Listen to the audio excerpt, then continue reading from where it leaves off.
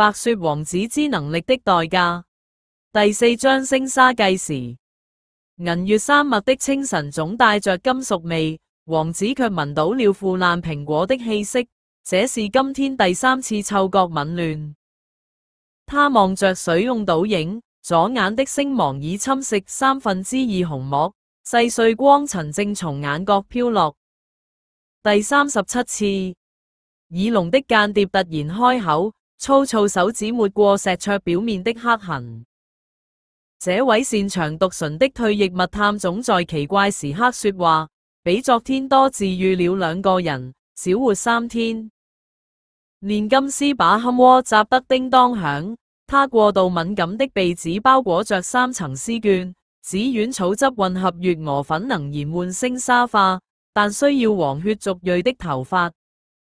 突然劇烈咳嗽起來，絲絹滲出鼻血。停下！醫師按住王子觸碰煉金師的手，他感受不到疼痛的臉龐異常冰冷。你每吸收一種殘缺，星芒侵蝕速度就加倍。失去痛覺的手指捏起飄落的星沙，這些是你的靈魂。王子望向洞外練習走路的癱瘓騎士，老人正用他暫時獲得的健全雙腿舞劍。值得。星沙隨着話音加速飄散，至少他們能看見真正的星空。黑巫師便是在此刻攻入山脈的。減號減號減號。第5章燃燒的紅幕。毒霧籠罩礦洞時，王子正在遺失與詩人治療。當西烤的骷髏冰衝破結界，他下意識伸手擋住飛向詩人的毒箭。星芒在掌心綻成光盾，詩人被震飛的瞬間，王子右眼突然湧出滾燙的液體。那不是眼淚，是融化的紅膜。快閉眼！存2雜碎葉菜壇子，用喪失味覺的舌頭舔舐飛濺的毒液判斷成分。王子卻衝向最密集的箭團，星芒相同已成卓目的白熾燈。他同時讀取着7位矮人的戰鬥記憶，劍鋒精準挑斷黑巫師塊裏的脊椎神經。煉金師的尖叫刺破喧囂，他的頸部。眾人驚駭地發現王子皮膚下浮現星圖紋路，喉結處已呈半透明狀，露出內部緩慢結晶的聲帶。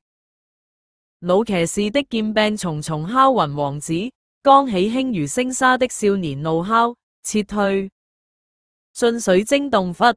黑暗中，王子腰間的翡翠吊墜突然發亮。昏迷中的他呢喃着陌生語言，洞窟深處傳來16道鎖鏈斷裂的轟鳴。減號減號減號。第6章母親們的墓碑。當王子在預言水晶陣醒來時，黑巫師正被數10位女性幽魂纏繞，她們半透明的脖頸都有相同烙印，歷任星輝皇后的詛咒印記。感覺到了嗎？王子舉起爬滿星紋的左手，水晶映出他即將消散的下巴。你每殺一個皇族，就有10位母親的怨靈入住你骨髓。星沙從指尖流向水晶，激活了地底沉睡的星祭壇。黑巫師突然慘笑，你和我有什麼區別？他扯開衣襟，露出胸口星芒烙印。當年被選為星祭司的男孩，只因皇室恐懼預言能力。王子在星沙徹底吞噬手掌前按向祭壇，翡翠吊墜與星祭壇共鳴的剎那，歷代皇后的殘缺靈魂衝入他體內。